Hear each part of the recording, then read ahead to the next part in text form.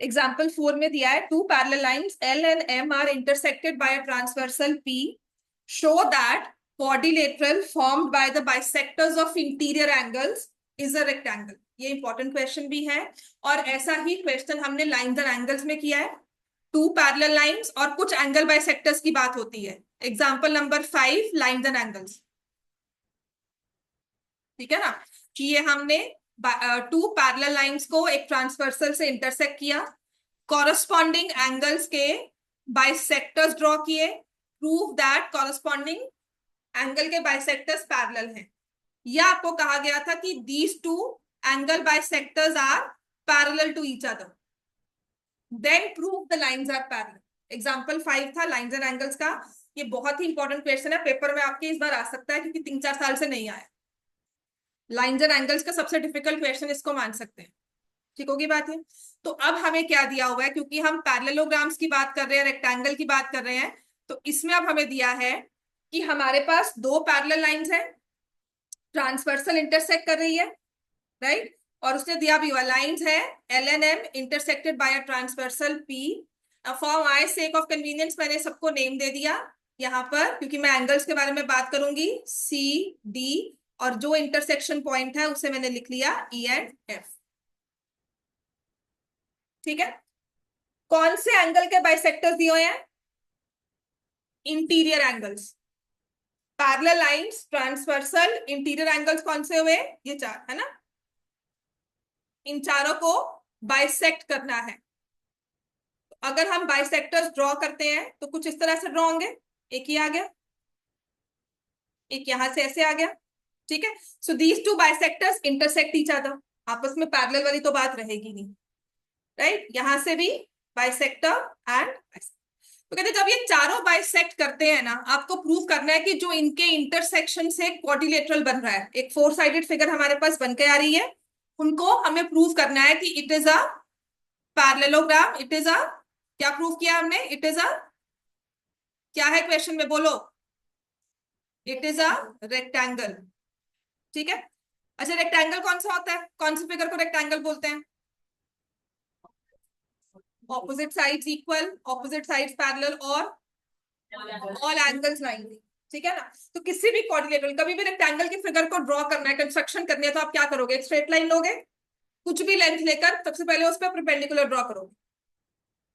समझ में आ गया? लेंथ ली, परपेंडिकुलर ड्रॉ किया, ब्रेड्थ की एक लेंथ मार्क कर ली, मतलब एक हमारा मेजरमेंट मार्क कर दी, उस पर परपेंडिकुलर ड्रॉ किया, एंड देन वी से हमारे रेक्टेंगल कंप्लीट है।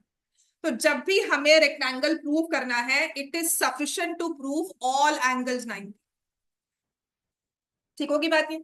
अब दो चीजें देखो इसमें दी हुई हैं, एक तो आपको दी हुई है पैरेलल लाइंस। ठीक है, तो जितने भी पैरेलल लाइंस के एंगल्स के रूल है, parallel lines intersecting by a transversal, being intersected by a transversal, तो जितने भी पैरेलल लाइन के एंगल वाले रूल है ना, वो दिमाग में ले आओ। कॉरेस्पॉन्डिंग एंगल्स होते हैं, ऑल्टरनेट एंगल्स होते हैं, लेकिन दिए बाइसेक्टर्स किसके हैं? इंटीरियर एंगल्स के। तो अब हम सोचेंगे कि पैरेलल लाइंस में इंटीरियर एंगल्स वाली प्रॉपर्टी कौन सी होती है? अगर ये इंटीरियर एंगल्स हैं तो इनकी कोई प्रॉपर्टी होगी, और को इंटीरियर एंगल्स आर सप्लीमेंट्री। तो मुझे पता है कि यहां पर मेरे दिमाग में पहली चीज यही आएगी कि यहाँ पे को इंटीरियर एंगल्स यूज होंगे, क्योंकि उसके ही बाइसेक्टर्स गिवन है। समझ में आ गया? और जब मुझे बाइसेक्टर दिया जाता है, चाहे वो लाइन का हो चाहे वो एंगल का हो, अगर वो एंगल का बाइसेक्टर है तो उसका काम क्या है? उसने एंगल को दो हिस्सों में डिवाइड कर दिया, two equal parts, so I use half of angle. अगर रेशियो दी होती है 2:3 तो मैं 2x 3x लेती हूँ। बात समझ में आई? क्वेश्चन के बीच में ही, मैथ्स में सबसे बड़ी खासियत यह है कि आपको क्वेश्चन में पता है क्या करना है, but take the hint accordingly. मुझे कॉरेस्पॉन्डिंग एंगल्स नहीं मेंशन किए हुए, तो मैं क्यों वहां पे सोचूंगी जाकर? ठीक है, कॉरेस्पॉन्डिंग एंगल्स कुछ नहीं बन रहे हैं यहाँ पर, इंटीरियर और ऑल्टरनेट इंटीरियर इक्वल है, उसका भी मुझे कुछ इतना यूज नहीं समझ में आ रहा। But when I say alternate, sorry, co interior angles, they are supplementary, right. तो सबसे पहली चीज तो इसमें लिखो गिवन एंड टू प्रूव, और दो इसमें चीज याद रखनी है, दैट वी नीड को interior angles and angle bisector. तो चलो पहले गिवन टू प्रूव लिख लो इसका। Given line L is parallel to line M and P is transversal।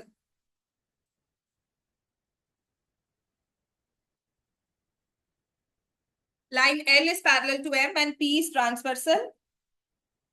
ठीक है, तो यहां पर आप ई एच लिख सकते हो, E H bisect angle A E F, H F bisect या एफ एच ना, कोई लिख लो, कुछ भी इसको किस तरह से भी नेम दे सकते हो। आई थिंक ये ठीक रहा, बाकी तो मर्जी है। एफ एच बाइसेक्ट, वैसे तो एडवाइजेबल यही होगा कि इसको हम ए बी सी डी ही नेम दें, so that it's easy to write. जैसे मैंने इसको थोड़ा ई जी एफ एच लिख लिया, थोड़ा लिखने में बात करने में थोड़ा मतलब when we write the proof थोड़ा मुश्किल होता है। F H bisect angle E F C, E G bisect angle B E F and G F bisect angle E F. तो मुझे एंगल बाइसेक्टर्स गिवन है to prove E G F H is a rectangle. Construction कुछ नहीं करनी है, बस यहीं से प्रूफ स्टार्ट कर देंगे।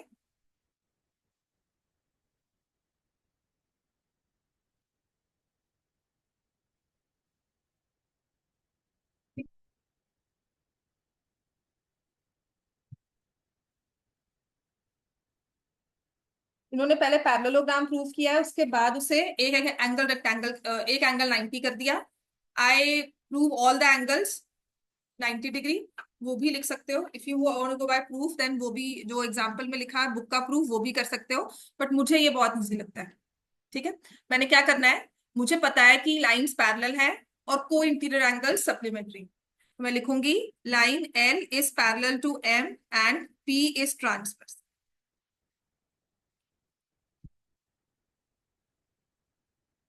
line L is parallel to M and P is transversal.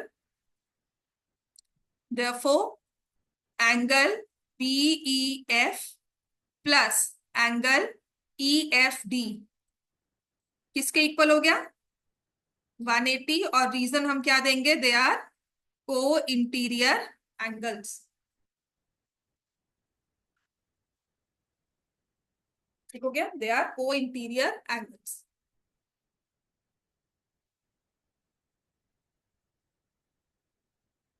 अब इसका हम हाफ ले लेंगे, half of angle BEF plus half of angle EFD is equal to half of 180 हो जाएगा। ठीक है, तो ये BEF पूरा एंगल था, इसके हाफ को मैं नंबर 1 दे देती हूँ। ठीक है, और ये पूरा एंगल था, इसके हाफ को मैंने 2 दे दिया। आपके पास रीजन होगा यहाँ पे angle 1 plus angle 2 is 90 degree. आप लिख दोगे ब्रैकेट्स में EG bisects angle BEF, therefore angle 1 is equal to half of angle BEF and FG bisects angle EFD, therefore half of angle EFD is equal to angle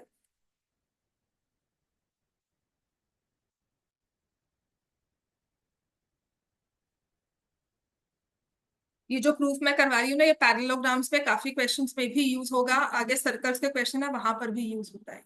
ठीक है, तो I will not prove this parallelogram, मैं सारे angles को 90 degree ही prove कर रही हूँ। नहीं जी बेटा, क्वाड्रिलेटरल में एक एंगल 90 डिग्री से रेक्टेंगल नहीं होता ना। पैरेललोग्राम में पहले मैं कह पैरेललोग्राम में प्रूव कर ही नहीं रही।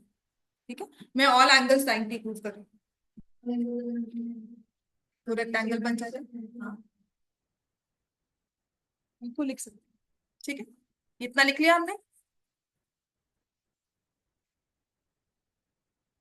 अब आपने लेना है in triangle EGF, in triangle EGF angle 1 plus angle 2 plus angle EGF is 180 degree. Reason क्या होगा इसका?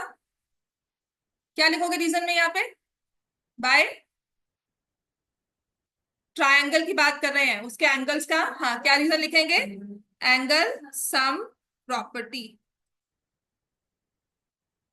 तो एंगल 1 प्लस एंगल 2 आप बता चुके हो 90 डिग्री के इक्वल है, तो from the previous statement will write it 90 degree plus angle EGF is 180 degree, या एंगल ईजीएफ किसके इक्वल आ गया 90। इतना लिख लिया हमने, यहां तक सारा क्लियर है।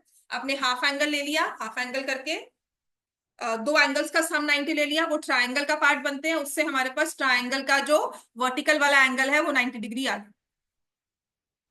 इतना क्लियर है, सबने लिख लिया। अब इसके बाद हमें क्या करना है कि जैसे हमने एंगल ईजीएफ को 90 प्रूव किया है, वैसे ही कौन से एंगल को 90 प्रूव कर सकते हैं सिमिलर वे में, ईएचएफ। तो लिखेंगे similarly we can prove that angle EHF is 90 degree. बिल्कुल सेम वे में जैसे हमने left hand side right hand side में रूल लगाया, बिल्कुल सेम वे में right hand left hand side में लगाएंगे, then will get the angle, ये वाला भी 90 डिग्री आ जाएगा। अब दो सामने वाले 90 आ गए, अब रहता है ये वाला, है ना। तो यहां पर ये पूरी लाइन है ना, तो स्ट्रेट लाइन दी हुई है, तो AEF और BEF क्या बन जाते हैं लीनियर पेयर, उनके एंगल बाइसेक्टर्स हैं, तो मैंने इसको 3 नेम दे दिया। ऑल्सो लिख लो यहां पर angle AEF plus angle BEF is equal to 180 degree, और यहां पर आप दोगे लीनियर पेयर, तो यहां पर भी हम क्या देंगे similarly half of angle AEF plus half of angle BEF is equal to 90 degree. अब AEF का हाफ हम लिख लेंगे एंगल 3, BEF का हाफ लिख लेंगे angle 1। Instead of taking parallelogram मैं सारे एंगल्स को 90 प्रूव कर रही हूँ, या 3 एंगल्स 90 कर दो, फोर्थ तो ऑब्वियसली एक 90 डिग्री का ही एंगल हो। समझ में आ गई बात। सो एंगल 3 का रीजन लिखना है यहां पर, half of AEF is angle 3, ठीक है। लिख लो यहां पर सिंस EH बाइसेक्ट्स, गिवन में हमने लिखा है angle AEF, therefore half of angle AEF is equal to angle 3। इतना क्लियर हो गया सबको। अब एंगल 3 प्लस एंगल 1 क्या बना रहे थे angle HEG,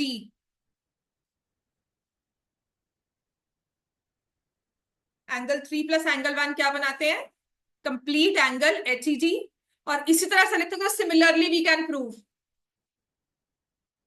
similarly we can prove angle HFG is 90 degree. हमने ये सामने वाला एंगल प्रूव कर दिया, तो इसके सामने वाला भी सिमिलरली 90 डिग्री हो जाएगा। ठीक हो गया इतना। लिखो similarly we can prove angle GFG HFG sorry HFG is 90 degree, ठीक है। और इसके बाद लिखोगे a quadrilateral with all angles 90 degree, a quadrilateral with all angles 90 degree is a rectangle, a quadrilateral with all angles 90 is a rectangle, hence to proof में हमने क्या लिखा था, क्या नाम लिया था इसका EGFH, है ना। hence EGFH is a rectangle।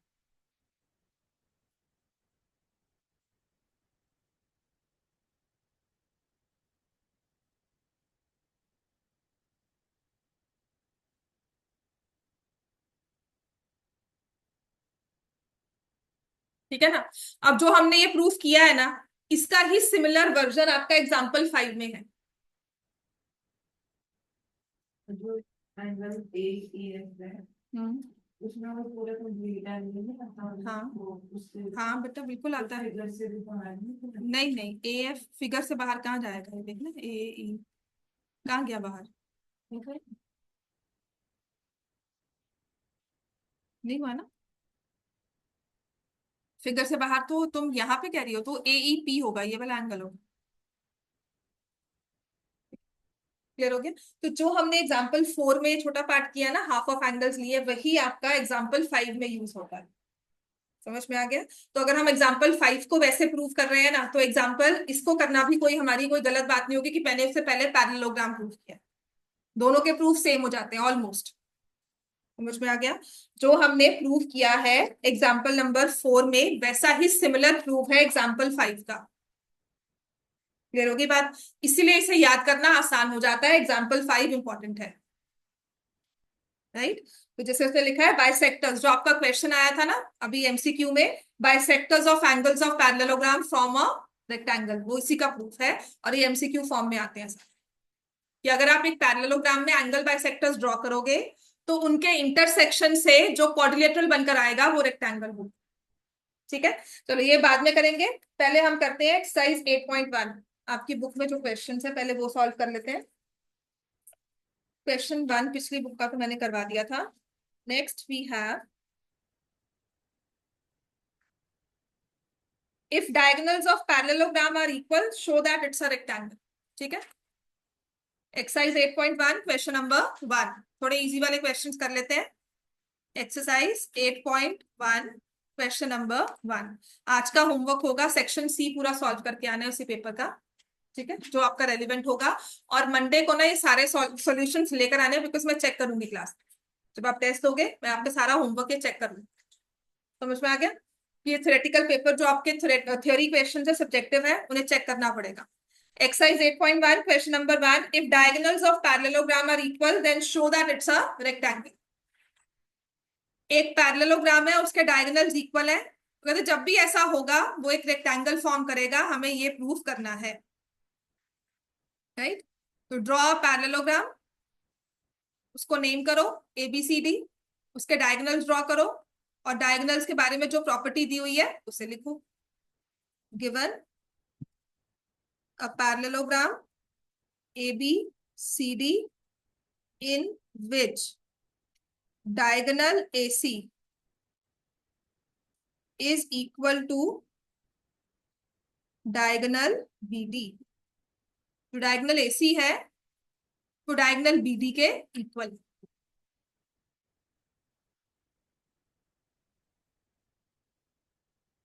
Show करना है कि ये रेक्टेंगल है। To prove ABCD is a rectangle. Parallelogram तो है ही है, ये पैरेललोग्राम है, रेक्टेंगल प्रूव करना है। तो क्या प्रूव करना होगा? कोई भी एक एंगल 90 है। ठीक हो गया? रेक्टेंगल तो है ही है, हमारे पास पैरेललोग्राम तो है ही है। इसे फर्दर अगर रेक्टेंगल प्रूव करना है तो किसी भी एक एंगल को 90 प्रूव करना होगा। जो आपको रेक्टेंगल में डायगोनल्स इक्वल दिए हुए हैं ना, राइट? तो सबसे इजी हमारे लिए क्या होता है, जैसे हमने ये बेस लिया AB और फिर डायगोनल लिया मान लो AC। ठीक है, इस डायगोनल कंप्लीट के साथ कोई एक ट्रायंगल बनता हो, if I take it as ABC, उसी बेस AB के साथ आई टेक ट्रायंगल BAD। समझ में आ गई बात? सबसे इजी प्रूफ है इसका, जब भी डायगोनल्स इक्वल दिए हो और एंगल इक्वल करना है। ऐसी एक चीज ना आपने अपने चैप्टर 7 में भी की हुई है, यहाँ पे बेस सेम है, दो ट्रायंगल जैसे अलग से जा रहे हैं। ठीक है, तो हम क्या करेंगे, यहाँ पर इजी रहेगा बिकॉज डायगोनल्स इक्वल दिए है ना, तो मुझसे उसे एक साइड बनाकर चलती। I take triangle ABC and triangle, क्योंकि मैंने ABC लिखा है तो मैं BAD लिखूंगी 1-to-1 कॉरेस्पॉन्डेंस के लिए। ठीक है, triangle ABC and triangle BAD। वो इंटीरियर, हाँ, और वो इक्वल भी। पहले प्रूफ तो लिखो, वो तो मुझे भी पता है। ट्रायंगल ABC ट्रायंगल BAD, पहले देखो 1-to-1 कॉरेस्पॉन्डेंस ठीक लिखी है कि नहीं लिखी।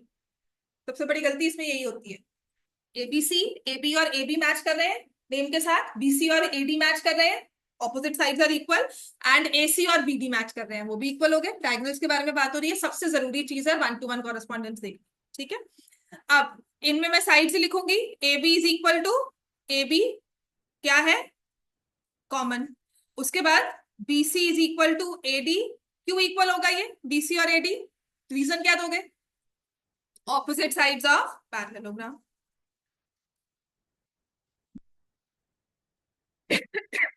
एंड देन यहां पर AC आता है, AC is equal to BD, ये तो गिवन है, डायगोनल्स आर इक्वल मैंने गिवन में लिखा है। देयरफॉर ट्रायंगल कौन से रूल के साथ कॉन्ग्रुएंट हो गए? SSS congruency rule. उसके बाद अब कॉन्ग्रुएंट प्रूव किया तो हमारा पर्पस क्या था, क्यों कॉन्ग्रुएंट प्रूव किया हमने इनको? कौन सी दो चीजें हमें लेनी है CPCT में? Angle ABC। पहले मैं एंगल ABC लिखूंगी क्योंकि पहले ट्रायंगल हमने ABC लिखा है। Angle ABC is equal to angle BAD CPCT।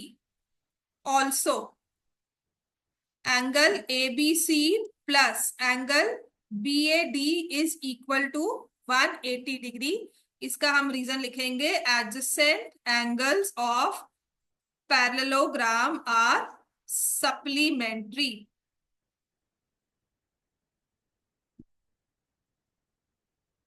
अब दोनों इक्वल है तो angle ABC plus angle ABC is 180 degree, 2 times angle ABC is 180 degree, और एंगल ABC किसके इक्वल आ गया? अब इसके बाद वो एक नंबर की सबसे इंपॉर्टेंट वाली लाइन जो नहीं लिख कर आओगे पक्का 1 नंबर कट जाएगा, चाहे वो 2 नंबर का क्वेश्चन। समझ में आ गया? तो अपने लिखना है इसके बाद, a parallelogram with one angle 90 is a rectangle। और इसके बाद एक और जरूरी वाली line, a parallelogram with one angle 90 degree is a rectangle, hence ABCD is a rectangle। ये दो लाइंस बहुत इंपॉर्टेंट है, दोनों में से कोई भी एक मिस कर दो 1 नंबर तो पक्का ही है कि मैम ने काटना ही है, आपकी टीचर ने बस कहना है कि नहीं ये नहीं लिखा हुआ। ठीक है, अब parallelogram with one angle 90 degree is a rectangle, hence ABCD is a rectangle। ठीक है, तो अगर किसी भी पैरेललोग्राम के डायगोनल्स इक्वल दिए हुए हैं, इसका मतलब अगर MCQ आए ना, ये diagonals of a parallelogram are equal, hence it is a rectangle, ये आपको याद करना। समझ में आ गई बात? ये किसी जब भी पैरेललोग्राम में डायगोनल्स इक्वल हो गए वो रेक्टेंगल ही बने। इतना क्लियर हो गया? स्क्वायर भी बन सकता है लेकिन मेरी इनिशियल उसकी जो प्रेफरेंस होगी वो रेक्टेंगल होगी, फर्दर अगर मुझे कुछ और दिया हुआ है तो वो स्क्वायर भी हो सकता है। ठीक हो गया? अब करो सेकंड क्वेश्चन इसका।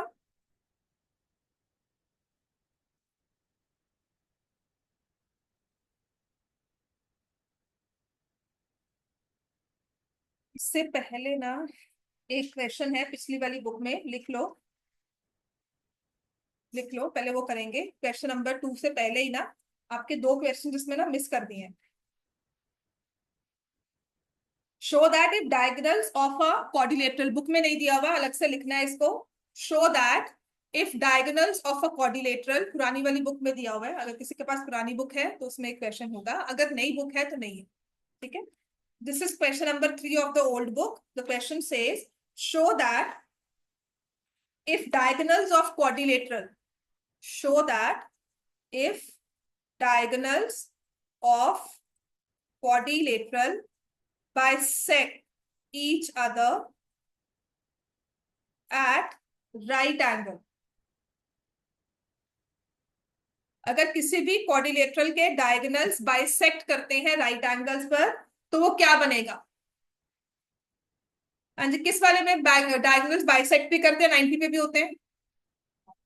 रोम्बस। स्क्वायर में साइड्स इक्वल भी चाहिए, डायगोनल्स इक्वल भी होते हैं, लेकिन अगर मुझे सिर्फ राइट एंगल और बाइसेक्ट दिया हुआ है तो मैं क्या कहूंगी? It is a rhombus. Then prove that it's a rhombus. Show that if diagonals of quadrant bisect at right angles, then it is a rhombus। Diagonals equal भी डायगोनल्स बाइसेक्ट कर रहे हैं और राइट एंगल पे bisect, हमें prove करना है कि वो रोम्बस है। बहुत इजी प्रूफ है इसका। ठीक है, पहले तो रोम्बस ड्रॉ करो, एंड यूजुअली हम ये वाली शेप में ही ड्रॉ करते हैं। यूजुअली जैसे मर्जी ड्रॉ कर सकते हो, आपकी मर्जी है, क्योंकि डायगोनल्स के बारे में बात हो रही है तो मैं डायगोनल्स भी ड्रॉ करूंगी।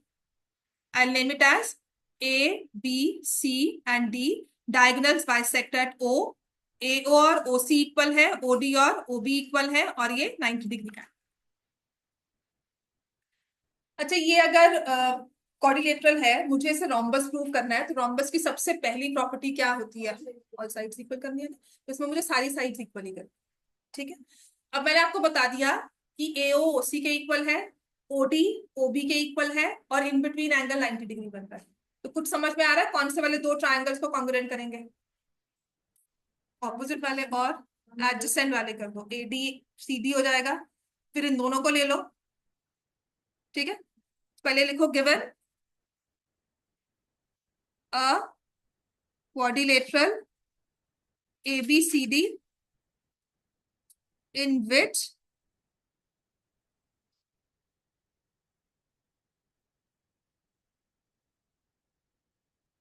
quadrilateral ABCD in which मतलब AC and BD are diagonal such that easy हो जाएगा। नहीं, quadrilateral ABCD AC and BD are diagonals such that OA is equal to OC, OB is equal to OD। मतलब मैंने बता भी दिया कि AC एक स्ट्रेट लाइन है, डायगोनल कहने का मतलब हो गया वो स्ट्रेट लाइन है। समझ में आ गया? O उसी पर एक पॉइंट है, AOC कोलिनियर पॉइंट्स हैं। ठीक है, एंड एंगल या and AC is perpendicular to BD at O। AC is perpendicular to BD at point O। To prove ABCD is a rhombus। और किसी भी फिगर को rhombus प्रूव करने के लिए मैथमेटिकली हम क्या प्रूव करते हैं कि AB is equal to BC is equal to CD is equal to AD, all sides are equal।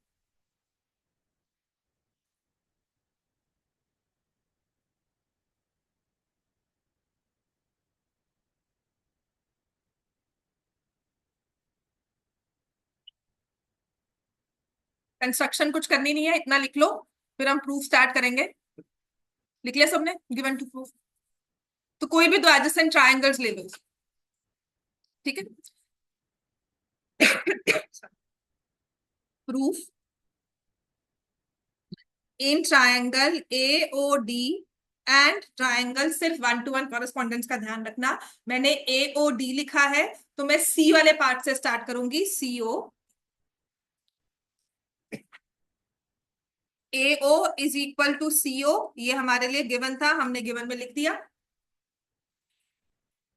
ठीक है, उसके बाद और क्या ले सकते हैं अगर मैं इन दो ट्राइंगल्स की बात कर रही हूँ? वो तो मैं दिया ही नहीं हुआ। Angle AOD is equal to angle COD each 90। OD is equal to OD, therefore triangle AOD is congruent to triangle COD कौन से रूल के साथ? By side angle side, by SAS। और इससे हमारे पास आ जाएगा AD is equal to CD CP CT। अब इसके बाद सिर्फ हमें घूमना ही है कि similarly triangle DOC is congruent to triangle BOC।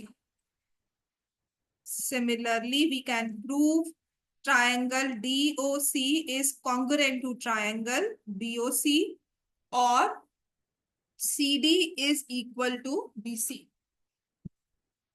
Similarly,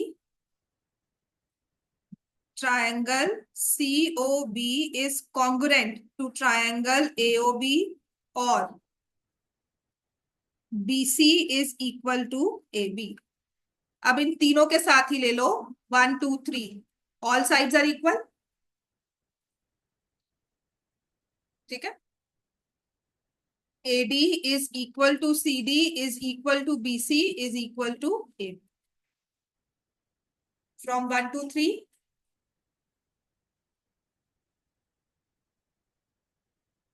AD CD BC AB सारे इक्वल हो गए।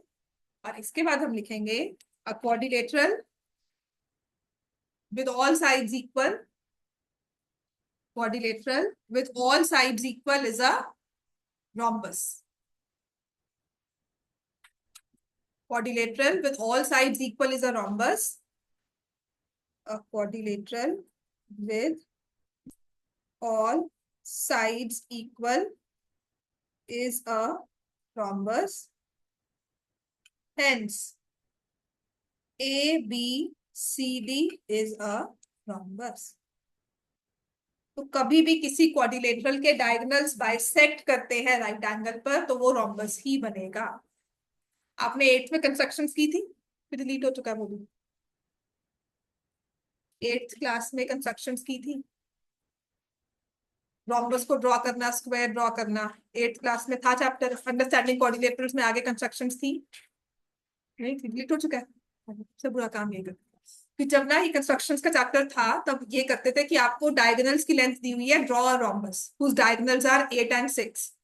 तो आपको कहा जाता था कि 8 सेंटीमीटर का डायगोनल लो, उसको बाइसेक्ट कर दो, राइट। बाइसेक्टर के जैसे हमने ये डायगोनल लिया 8 सेंटीमीटर का, इसको मैंने बाइसेक्ट कर दिया तो सेंटर पॉइंट आ गया यहाँ पर। एंगल जब आपने लाइन को बाइसेक्ट किया तो ऑफ कोर्स वो परपेंडिकुलर बाइसेक्टर बनेगा।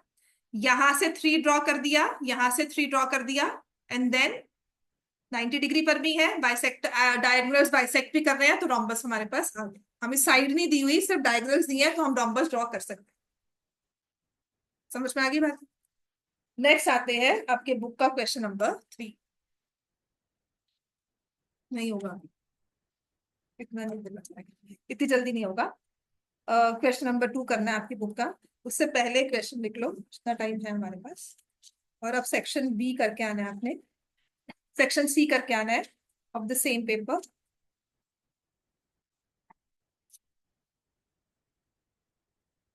अच्छा ये ना बहुत इंपॉर्टेंट क्वेश्चन है एमसीक्यू में, अभी टेस्ट में दिख जाएगा, पेपर में आए ना आए टेस्ट में जरूर होगा। हाँ क्या बात करेंगे तुम्हें इसकी, क्या बोलना है? क्लास के बाद भी तो बोल सकते हैं ना, इतना क्या जरूरी है कि हमें क्लास में ही बोलना है ना। लिख लिया करो साथ में ना, नोट्स बना लिया करो कि मुझे ये बात करनी है, मुझे ये बात करनी है आफ्टर क्लास। यहाँ पर ना बोर्ड पे लिखूंगी आफ्टर क्लास टॉक्स ना, तो यहाँ लिख लिया करो कि मैं भूल ना जाऊँ बात। PL, और मैं आप बोल रही हूँ तुम शुरू से लगे हुए क्लास, मैं आप टोक रही हूँ जाकर एंड में, ठीक है। तो हमें दिया हुआ है PQRS एंड PLMNR parallelograms.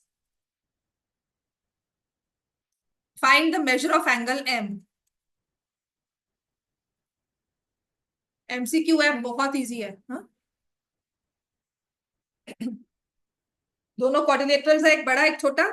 आपको ये वाला एंगल दिया हुआ 55 और कहा गया है ये वाला एंगल निकाल। इजी है। पैरेललोग्राम में ऑपोजिट एंगल्स क्या होते हैं? इक्वल। तो ये एंगल क्या हुआ? अगर ये 55 है आर, तो एंगल पी भी कितना हो गया? 55। एंगल पी 55 है और ये छोटे वाला भी पैरेललोग्राम है, तो इसके ऑपोजिट एंगल्स भी इक्वल होंगे, तो एंगल एम कितना हो गया? तभी कहा है ये एमसीक्यू का क्वेश्चन है, जस्ट ओरल देखकर ही हम सॉल्व कर लेते हैं। नेक्स्ट लिखो। अब जो हमने एंगल बाइसेक्टर्स वाला रूल किया था ना, वो यहां पर अब देखो अप्लाई होता है। लिख लिया सबने? एक पैरेललोग्राम ड्रॉ किया हुआ है PQRS।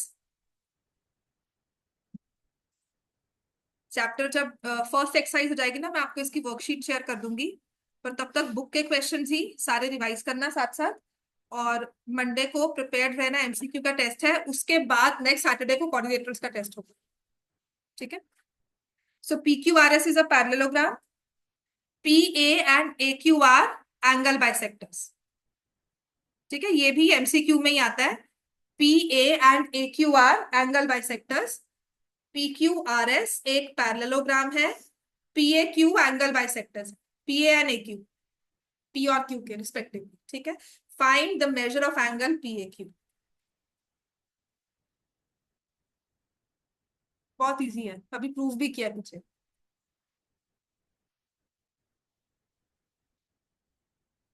Thank you. Adjacent angles are supplementary, तो आपका angle P plus angle Q क्या हो जाएगा? सम। 180। अब एंगल बाइसेक्टर दिया है तो उसी एंगल्स को हाफ कर देंगे और ये हो जाएगा 90। तो एंगल 1 एंगल 2 किसके इक्वल है, इनका सम 90। तो ये थर्ड एंगल क्या हो जाएगा, 90। क्वेश्चन ये भी आता है, angle form by the angle bisectors of adjacent angles of a parallelogram. Angle between the, देखो एंगल बिटवीन, पूरी एमसीक्यू में ना ये हमें फिगर बनाकर नहीं दी होगी, आपको स्टेटमेंट लिखी होगी एंगल बिटवीन द, या angle formed by the angle bisectors of two adjacent angles of a parallelogram is a right angle. ठीक है, चलो कल होमवर्क करके आना है, सेक्शन सी आपका कंप्लीट